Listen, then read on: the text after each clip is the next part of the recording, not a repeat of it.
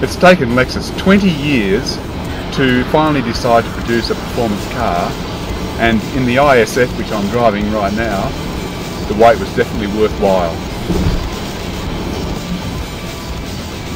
Broadly based on the handsome IS-250, Lexus has actually shoehorned a 5-litre V8 into this car, along with all the other trappings of high-performance motoring that we see on the likes of the BMW M3 and the Mercedes-Benz C63 AMG. It's a formula that works, and in this car it works really well. In fact, you could be just driving the BMW or the Mercedes-Benz as driving the IS-F.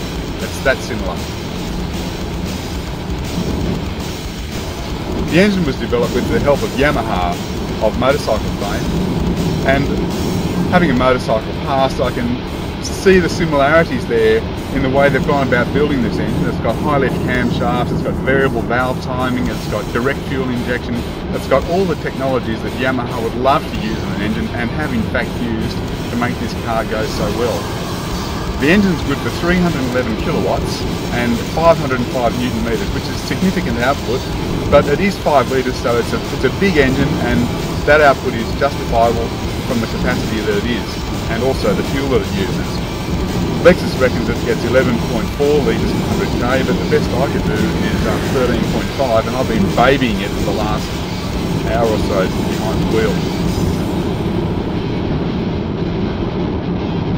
The engine sounds fantastic. It's got a dual mode exhaust system.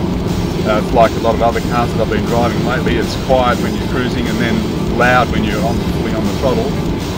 But it drives the rear wheels. The engine drives the rear wheels through an 8-speed automatic transmission. 8 speeds is a lot of gears, and you'd be forgiven for thinking that the car would spend all its time changing gears, but you can't really tell. I mean, I don't know what gear it is in now, unless I flick back into manual mode here and it says 8 manual, so that's the only way you can tell. It's so smooth. But they've cleverly adjusted the gearbox and put in a special change mechanism that allows gears to be changed almost as quickly as a Formula 1 car, so despite being an automatic, it fires the gears in really quickly. Lexus went for a grab bag of high performance goodies for this car. It's got Brembo brakes with 6-piston calipers. That seems to be the standard fare for this type of car these days. It's got BBS alloy wheels, 19 inches, with low profile Bridgestone tyres.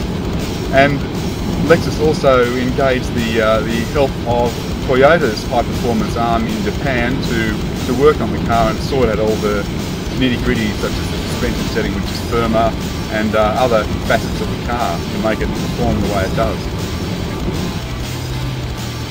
And if you get it out on a winding road, it really sticks like glue. It's got big chunky tyres with sticky tread, fantastic brakes, and the steering is pin sharp, so top marks for the IS-F in terms of handling and ride control.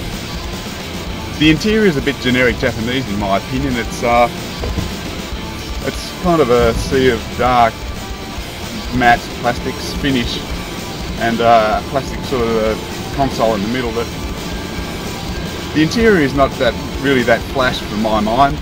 It needs to be have a bit more pizzazz to be up with the other two cars. So in that sense, I think Lexus has missed out a little bit with the IS-F. It looks too much like the generic interior you'd get in the IS-250 car. That's a V6 mum's taxi type of thing. However, the components inside the car are really good. It's got a Mark Levinson audio system that will absolutely blow your eardrums out. Really like the seats, semi-sports bucket seats, fully electrically adjustable.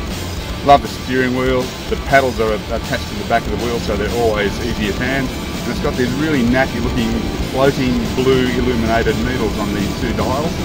Looks really cool.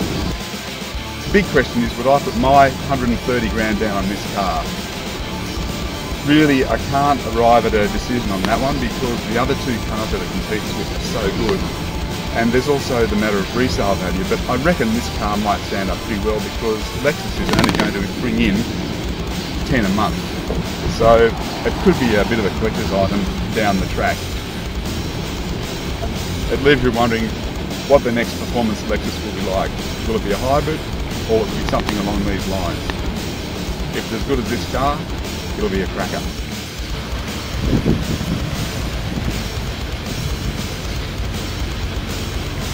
Interesting car.